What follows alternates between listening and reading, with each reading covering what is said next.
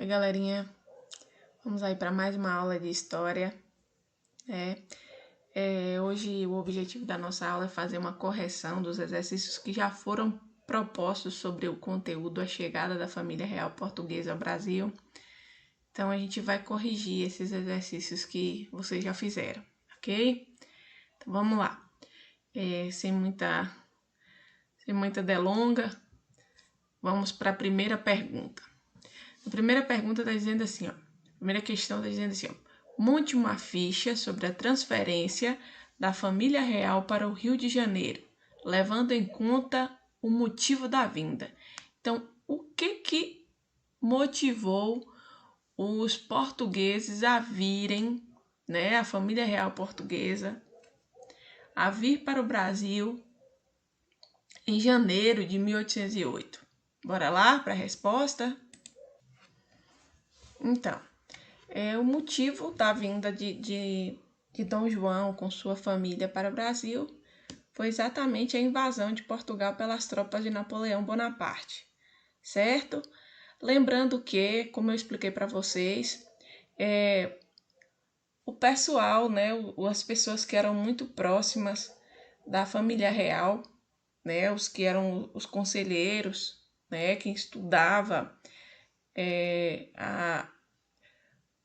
a organização de Portugal, a organização do Império de Portugal, quem ajudava na administração, eles já há muitos anos já pensavam na possibilidade de estar transferindo a sede do Império de Portugal, do Império Português, para o Brasil, certo? Só que a invasão de Napoleão Bonaparte, ela veio a acelerar, esse processo, a colaborar para que eles tomassem de fato a atitude de vir para o Brasil e fazer do Rio de Janeiro a sede do Reino de Portugal, certo? Como disse, já se pensava, já se estudava essa possibilidade, mas só com essa invasão de Portugal mesmo, por Napoleão, é que ela acabou sendo concretizada, ok? Vamos aí para a letra B. Que papel o Rio de Janeiro passou a desempenhar? Bora lá? Resposta. Então, o Rio ele passou a desempenhar o papel da sede do Império Português, Então, era do Rio, a partir do momento que a família real portuguesa veio para o Brasil, se instalou no Rio de Janeiro, era do Rio que eram tomadas as decisões relacionadas ao Império Português, ok? Vamos aí para a letra C da primeira questão. Principais realizações do governo de Dom João no Rio de Janeiro. Então, o que Dom João fez enquanto estava no Rio de Janeiro? Vamos aí para a resposta. Então, aí nós temos algumas das realizações feitas por Dom João, Nós temos aí, a publicação do primeiro jornal no Brasil, que era a Gazeta do Rio de Janeiro, a criação do Banco do Brasil, da Casa da Moeda, da Academia Militar e da Marinha, do Teatro Real, do Museu Nacional, da Academia de Belas Artes, do Horto Real, atual Jardim Botânico do Rio de Janeiro, e da Biblioteca Real, atual Biblioteca Nacional do Rio de Janeiro. Então, um dos propósitos de Dom João era fazer com que a cidade do Rio de Janeiro ela se adequasse ao nível deles, digamos assim, Eles queriam que fosse um ambiente que ficasse o mais próximo daquele ambiente que ele estava acostumado lá em Portugal.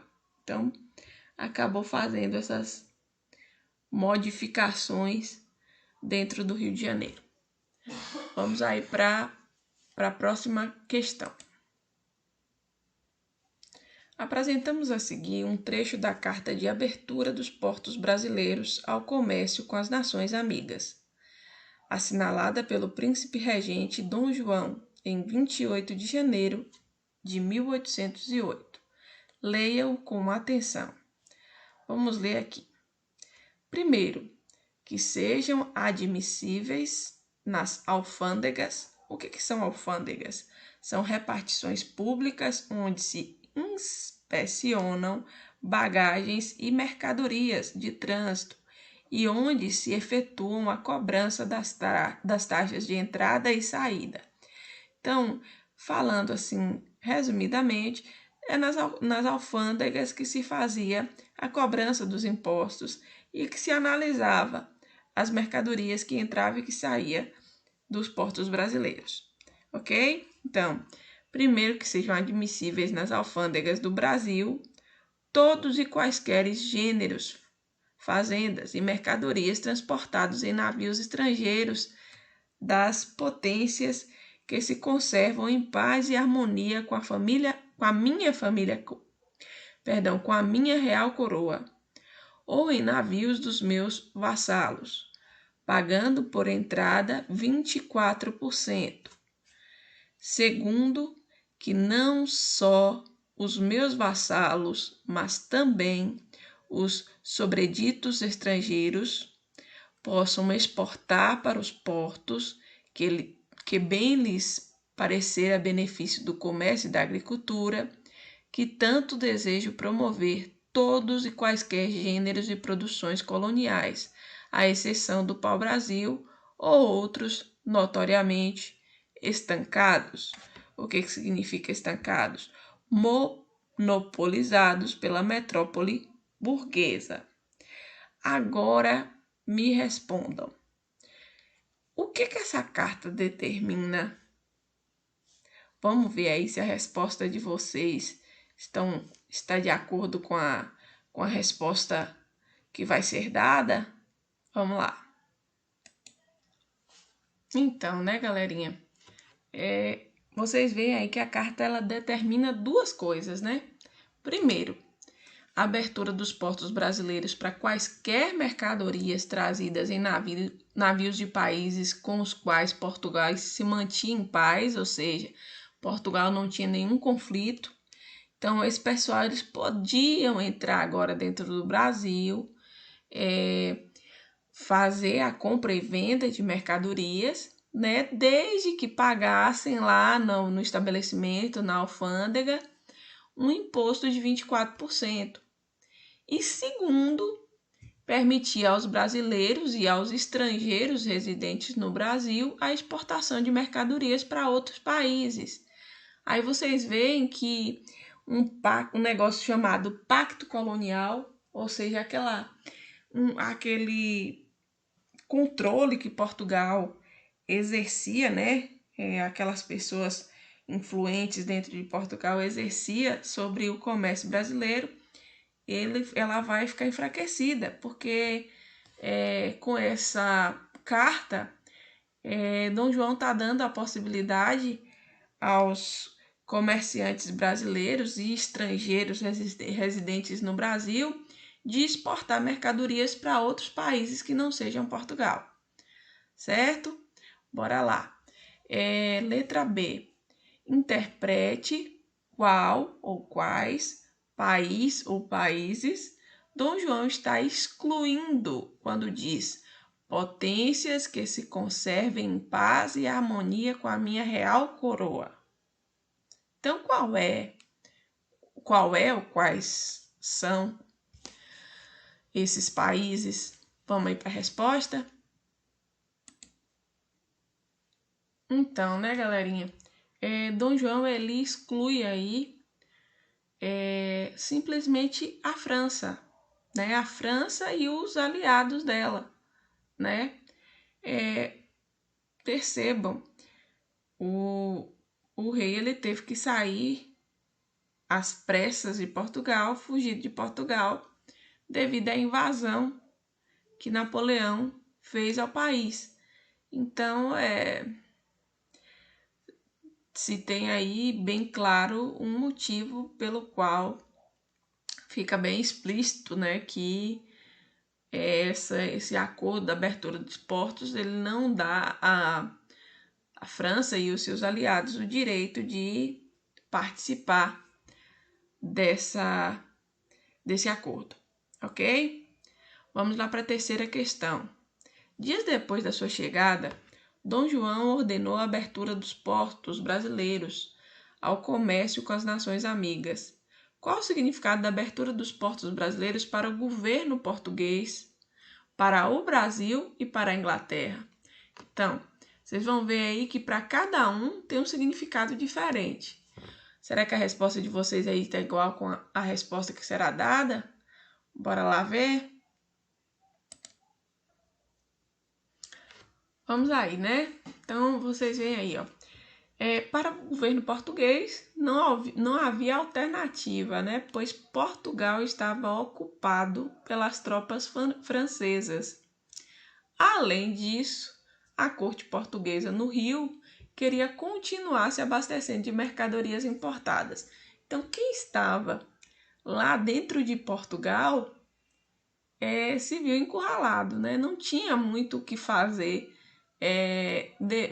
diante dessa atitude da abertura dos portos brasileiros, né? Para o governo português, isso foi muito ruim. Agora, vamos analisar aí para o Brasil. Será que para o Brasil foi ruim?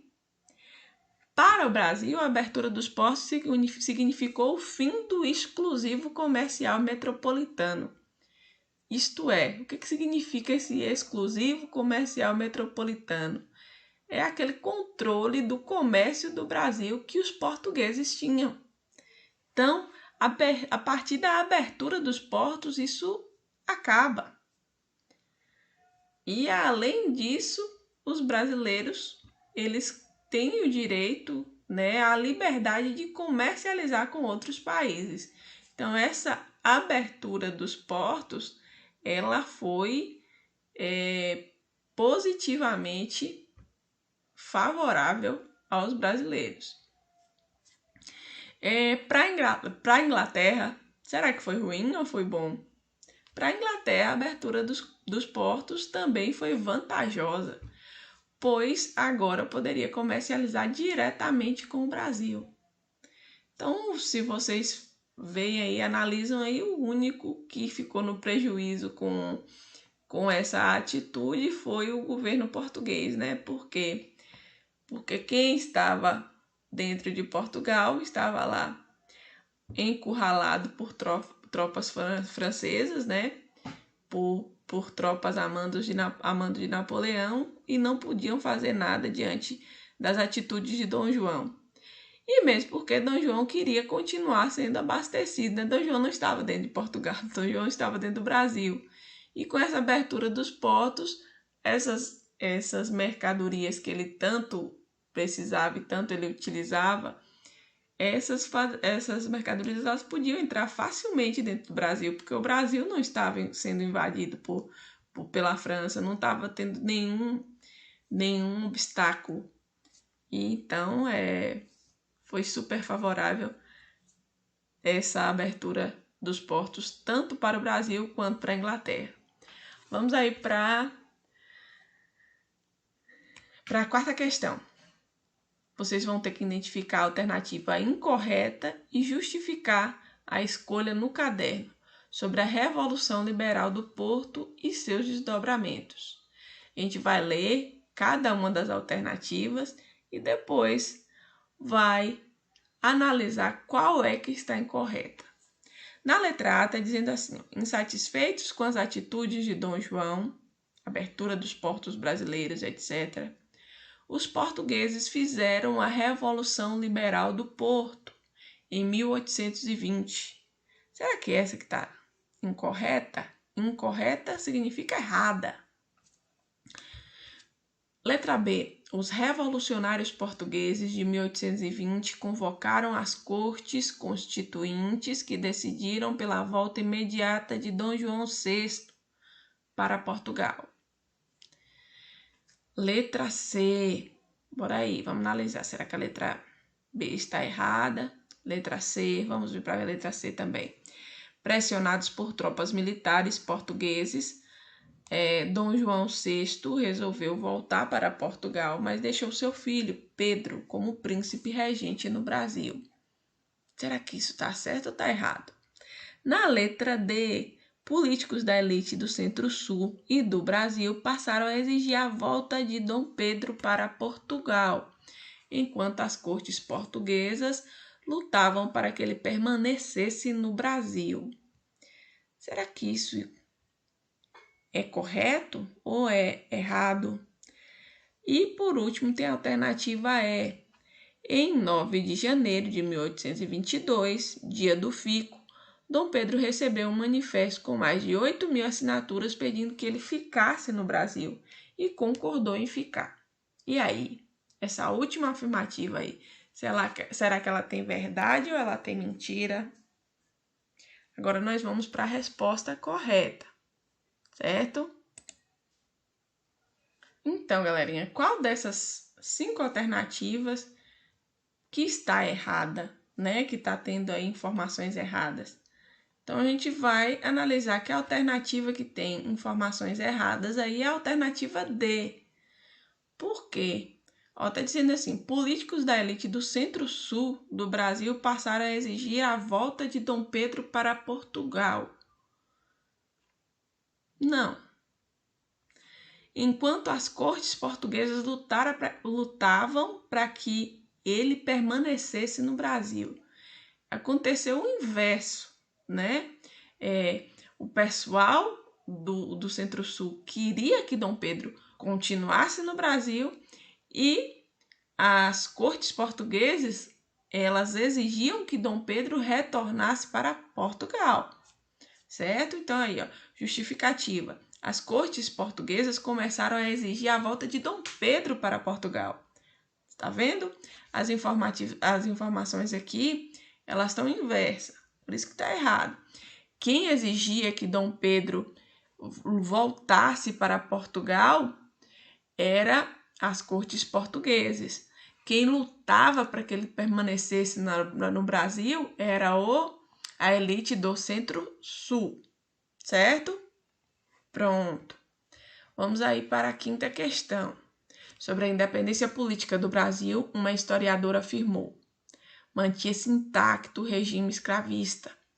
Tratava-se de organizar o país segundo as normas liberais divulgadas pela Revolução Francesa, sem alterar, no entanto, a estrutura econômica e social, sem pôr em risco as relações de dominação tradicional vigentes na sociedade.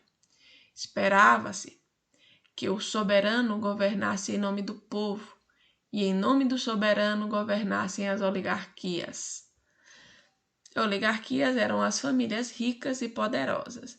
Agora vocês tinham que copiar no caderno a afirmação correta. Agora a gente precisa colocar na questão 5 aí a que está certa, dentre essas 5 alternativas. Na alternativa A, está dizendo assim: a independência política do Brasil significou uma vida melhor para todos os brasileiros. Será que significou? Será que todos os brasileiros tiveram vantagens com essa independência? Na letra B, está dizendo assim: a independência política conservou a escravidão, a grande propriedade e a concentração de riqueza na mão de poucos. Será que isso que está certo? Vamos para a letra C. O Brasil tornou-se completamente independente, tanto no aspecto político quanto no econômico. Será?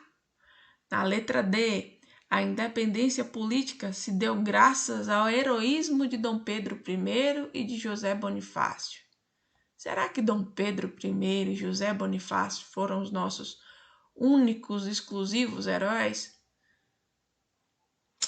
Letra E. Com a independência política do Brasil, ocorreu uma melhor distribuição de riqueza e do poder na sociedade brasileira. Agora a gente vai analisar qual dessas alternativas é que está verdadeiramente correta. Então, gente, a resposta correta é a alternativa B. A independência política conservou a escravidão, né? A escravidão, ela continuou no Brasil, mesmo após a independência, né? Ela vai ficar no Brasil até o ano de 1888. E a grande propriedade e a concentração de riqueza nas mãos de poucos. Então, vocês percebam que essa independência do Brasil, ela não favoreceu a todos, muito pelo contrário, ela favoreceu a poucos. E é isso. Vamos aí para a sexta questão, certo? Leia o texto a seguir com atenção. E o texto está dizendo assim: proclamação ao povo feita pelo governo provisório, em 9 de março de 1817. Pernambucanos, estáis tranquilos, aparecei na capital. O povo está contente. Um governo provisório iluminado, escolhido entre todas as ordens do Estado, preside a vossa felicidade. Confiai no seu zelo e no seu patriotismo. A providência que dirigiu a obra a levará ao termo. Vós vereis consolidar-se a vossa fortuna, vós sereis livres do peso de enormes tributos que gravam sobre vós o vosso e o nosso país. Subirá ao ponto de grandeza que há muito o espera, e vós colhereis os frutos dos trabalhos e do zelo dos vossos cidadãos.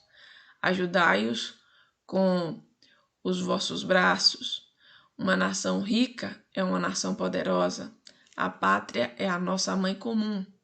Vós sois seus filhos, sois descendentes dos valorosos lusos, sois americanos, sois brasileiros, sois pernambucanos. Agora aqui tem algumas perguntas. Quem são os autores desse documento? Vamos ver aí qual é a resposta, galerinha? Então, os autores do documento são justamente os membros do governo provisório, né, que se instaurou lá em Pernambuco, ok? A quem os autores estão se dirigindo? Para quem que eles estão mandando esse recado através desse texto aqui? Bora lá analisar a resposta. Pronto. Eles estão se dirigindo ao povo pernambucano. Agora vem a letra C. Qual o significado do texto de um governo escolhido entre todas as ordens do Estado? Então, que significado tem isso? Um governo escolhido entre todas as ordens do Estado? Vamos aí para a resposta? Então, é justamente um governo escolhido entre todas as camadas sociais, ou seja, se tem aí representantes que vão desde o pobre ao rico, certo? Representantes de diversos grupos, ok? Vamos aí para a letra D. Uma das razões mais importantes da insurreição pernambucana de 1817 está explícita nesse documento. Qual é ela? Qual é a razão que levou o pessoal de Pernambuco a fazer uma revolução? Vamos aí para a resposta? Então, tá aí o motivo, né? Os pesados impostos cobrados pelo governo de Dom João para cobrir seus fabulosos gastos, né? Então, Dom João vivia lá sua vida extravagante, cheia de luxo, e quem pagava o pato era o povo. E pagava como?